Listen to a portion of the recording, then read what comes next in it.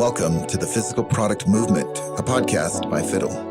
We share stories of the world's most ambitious and exciting physical product brands to help you capitalize on the monumental change in how, why, and where consumers buy. I'm your host, Ken Ojuka.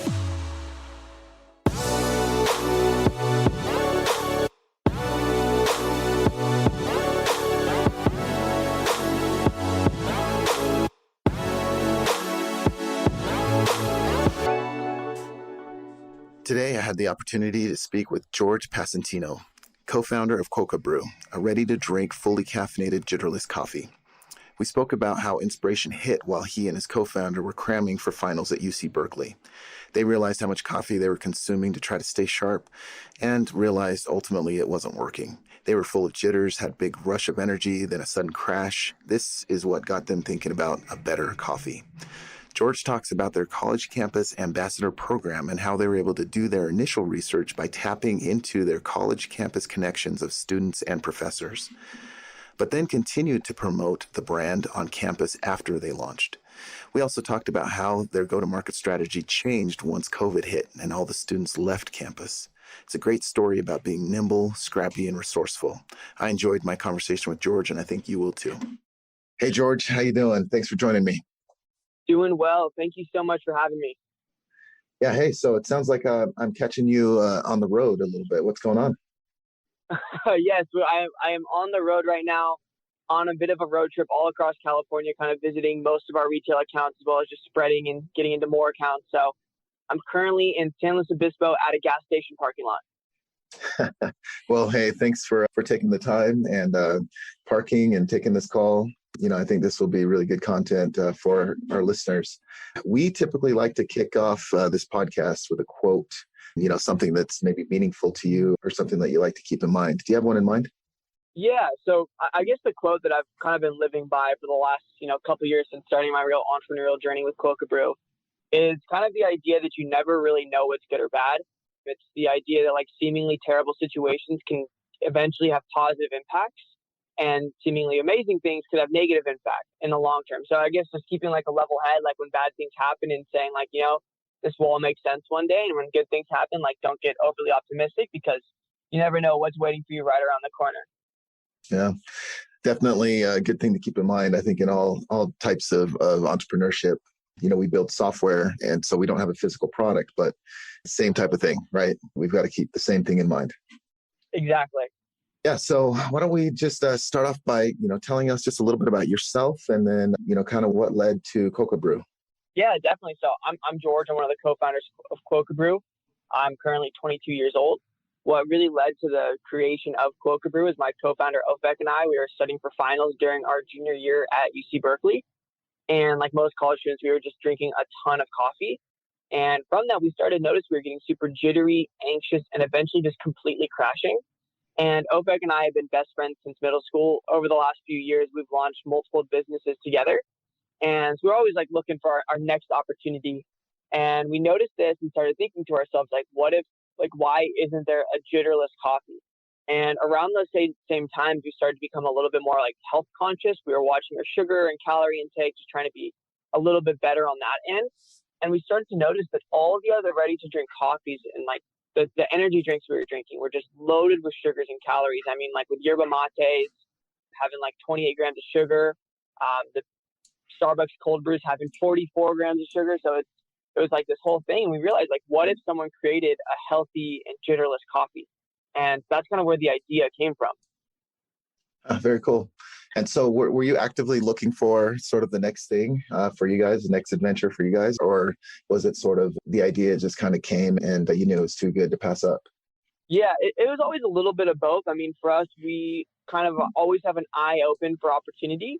And for this one, it came at a very interesting time because it was during like the year at UC Berkeley, which is a school. So we didn't have too much free time. But we noticed like this is a huge, now is the time to do it if we ever want to. Right. Okay. Yeah. Very cool. So what distinguishes you? So it's a jitterless coffee is what you're describing. So what kind of gives it that property? Yeah. So it's really interesting. So we started when we looked at really what causes jitters, like why does caffeine make us feel that way? And what we found is that caffeine is naturally a vasoconstrictor, meaning as you consume caffeine, your blood vessels naturally constrict. So this causes your heart to pump harder in order to move blood where it needs to go, causing jitters. So what we had in are the active ingredients found in green tea and matcha. So those are like L-theanine, green tea leaf extract, and then we add in ginseng as well.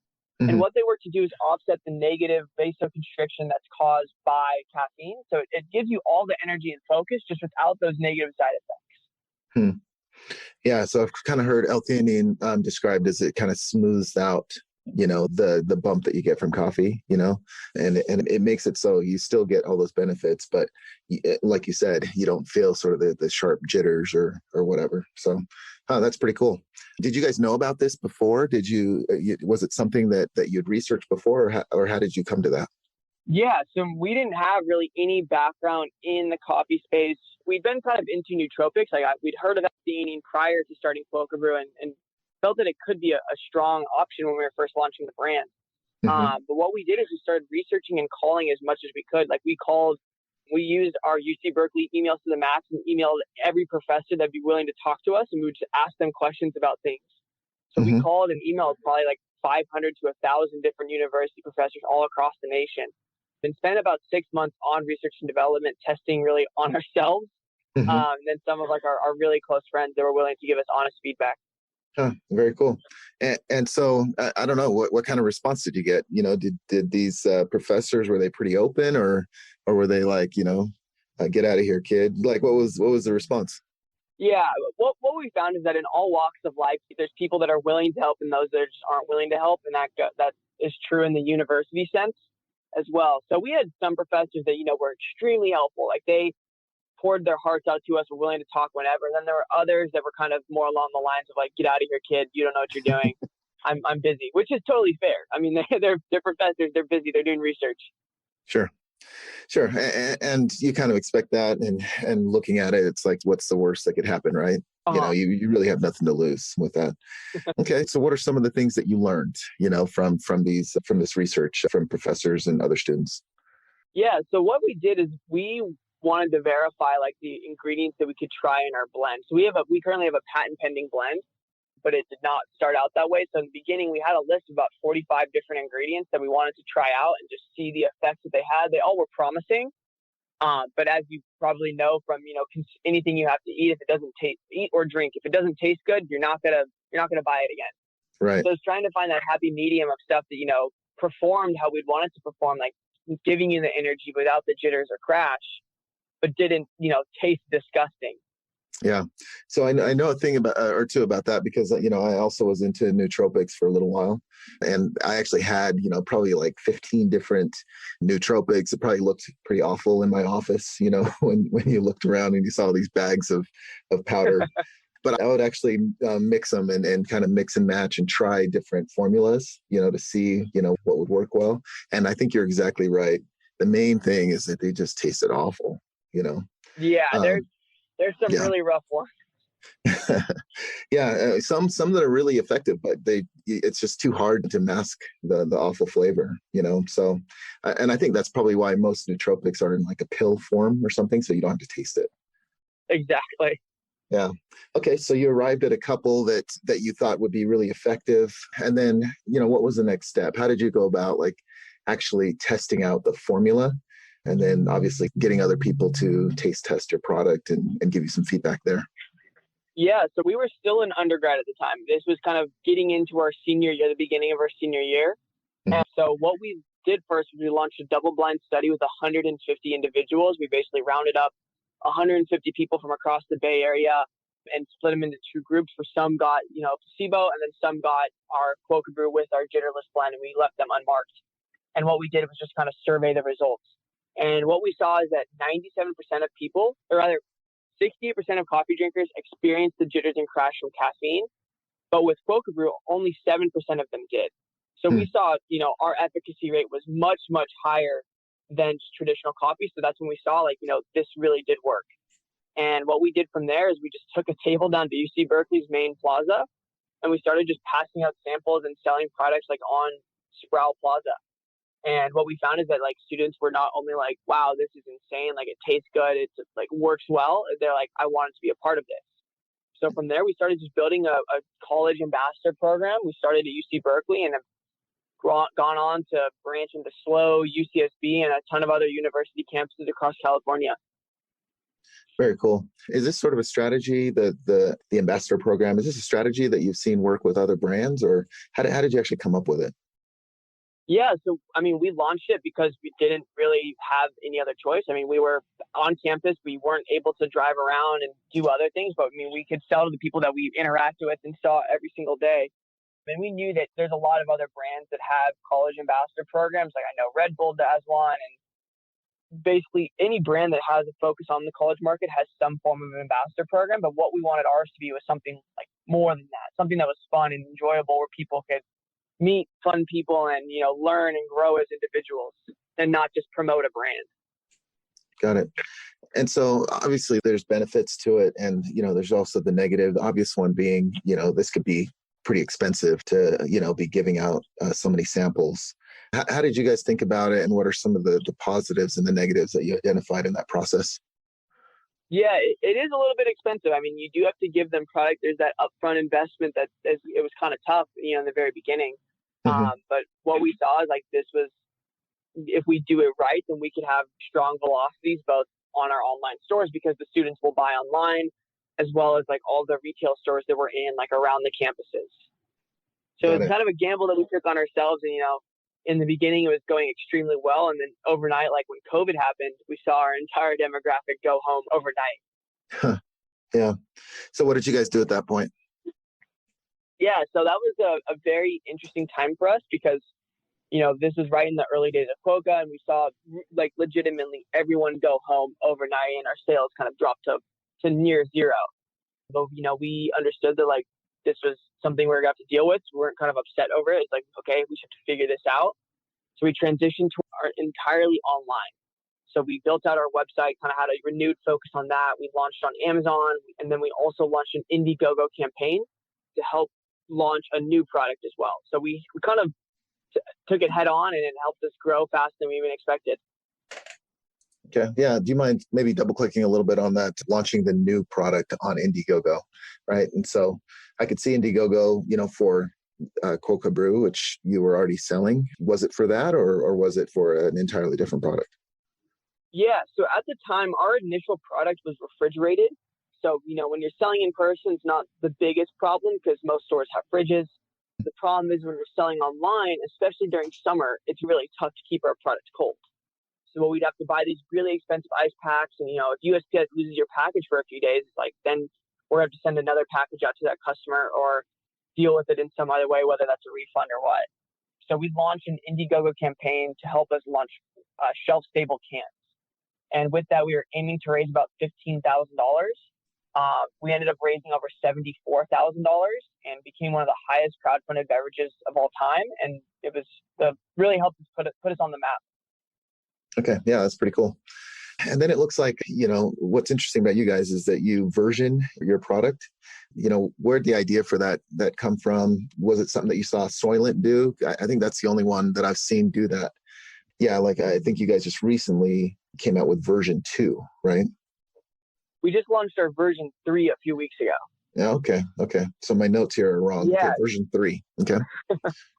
Yeah, so we didn't necessarily follow Soylent's model. I mean, for us, it was like we launched version 1. We knew it was going to be an iterative process, just because, we're never really satisfied. It's always like incremental improvements. So we launched version 1, and it was kind of like we just called it Quokka Brew, just Quokka Brew. And then when we reformulated and launched our second batch, we didn't really know what to call it. So we started calling it, V2 Quokka Brew. And then it kind of just stuck on, and people were like, thought it was really neat to be a part of like this iterative journey. And now, we're working on V3, or we just launched V3, and we're potentially launching a V4, slight improvement, like always trying to perfect our blend. Okay. And then just, a couple more questions about your actual product. So you guys use a vanilla oat milk latte. So, why oat milk? Why did you guys, choose to go with that instead of, like a dairy? Yeah, we're based out of California, which is kind of spearheading the non-dairy movement. And Hmm. for us, we didn't really want to launch a non-dairy product or a dairy product just because we feel like, non-dairy is the future of, especially in the younger demographic. And we initially were in almond milk, but what we found is that almond milk has a slightly negative reputation because it's one of the highest water users in California. And, California needs the water. Right. So we transitioned to oat milk, which is lower allergen. It's better for the environment because you use less water. And we also just felt that it had a thicker, better consistency for coffee. Got it. Got it. Any other choices in ingredients that maybe you could double click on for a second?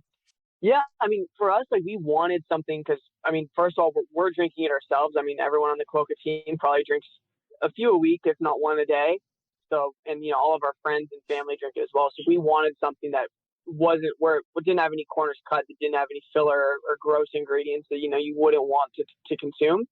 So we're vegan, organic. We try and put the very best ingredients that we can get our hands on inside our product, just because we want to be leading with the best product possible. Okay. Yeah, got it. And so just getting here to the end, I just wanted to ask about the name. Why Quokka Brew? Where'd that come from? Yeah. So when we first launched the brand, we had kind of a brand identity that we were after. We wanted something that kind of represented us as individuals. We wanted something that was just made people want to feel happy, essentially. That's like wanted our brand ethos to be. And we wanted a small little animal. We wanted something like cute that stood represented the brand well. So we started just thinking about like what animals would represent a coffee. And we ended up landing on the Quokka. And the Quokka is a very interesting animal. It's a small little marsupial from Australia. And it's super unique because as it evolved, it had no natural predators. So it has this innate sense of outgoingness and kind of confidence. And it's actually dubbed the happiest animal in the world. Hmm. So for us, it's kind of like perfect. Like they're these cute, cuddly little animals that are actually the happiest animals in the world. And our kind of goal with Quokka Brew is to create a coffee without the negative side effects so people can be their happiest, best self, just like the Quokka. So it's a kind of Nice. full circle thing. And also just, they're just so cute. Like, I don't know if you've ever seen one before, but they're just so ridiculously cute. Yeah, I just pulled up a couple here on the computer. Actually didn't know what a Quokka was. And so, yeah, they are cute. So just tell us what's next for you guys. What's, for the rest of this year? Do you have any news that you could share with us about, things that are coming up for Quokka Brew? Yeah. So for right now, we're just focusing on building out our current model. Just growing as much as we can. In terms of new things that we have coming, we have 2 additional flavors that are launching hopefully before the end of the year. We're launching a chocolate cereal milk latte. So it's like the milk at the end of the cereal bowl infused with cold brew coffee. And then we're launching just a plain black coffee with our jitterless blend. So those 2 things we're super, super excited for. But just doing what we do every day, just growing the brand, waking up every morning, excited for what we do. Okay, very nice. Well, I've got just 4 quick questions on the quick fire round, and then we can wrap this up. Can you name one tool or resource that you feel is invaluable to you? I am a huge proponent of Google Sheets. I absolutely love Google Sheets. Our business is ran off of Google Sheets. That has been the most helpful thing, I think, on this planet. Nice. What's one book that you could recommend to the audience? My favorite book of all time, I really have 2. It's Start With Why and then Great by Choice. Those 2 are mandatory reads at Quokka Brew, and they've impacted our business substantially. So this third question is, what's one piece of advice that you'd give to your 21-year-old self? And I guess that was you, last year? I think you said you're 22, right? Yeah, I'm 22 right now. So yeah, what's one piece of advice that you'd give to your younger self? The one thing that I would tell myself is that, there's going to be hard times. There's going to be easy times. What it's about is just waking up every day and putting in the work. For us, like we found there's no substitution for hard work. So it's just, regardless of whether it's a good day or a bad day, just doing what you do.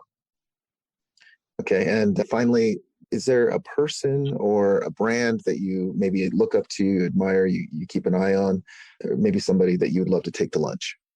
That's a tough one. I think one of my favorite brands is a smaller local brand from San Luis Obispo called Whalebird Kombucha. I don't know why. I love their brand. They really focus on, one geographic and they kill it. Like they are ubiquitous along the Central Coast and they sponsor everything. And they're just such like a good, happy brand. I don't know. I really like them. Cool. All right. Hey, George, I think this has been great. Do you have any parting advice for other people that are in the CPG market? Maybe they've launched their own brand or they're thinking about it. What advice could you give them? Yeah, I mean, I would just say don't be afraid to ask for help. I mean, I've been a huge proponent of emailing, as many founders as I could and people that have kind of been there, done that.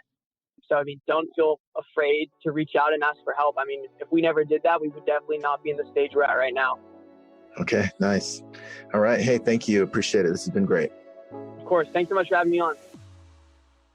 The Physical Product Movement podcast is brought to you by Fiddle. To find out more about Fiddle and how our industry-leading inventory ops platform is giving modern brands and manufacturers full visibility into their inventory and operations, visit fiddle.io. And then make sure to search for Physical Product Movement in Apple Podcasts, Spotify, Google Podcasts, or anywhere else podcasts are found. Make sure to click subscribe so you don't miss any future episodes. On behalf of the team here at Fiddle, thanks for listening.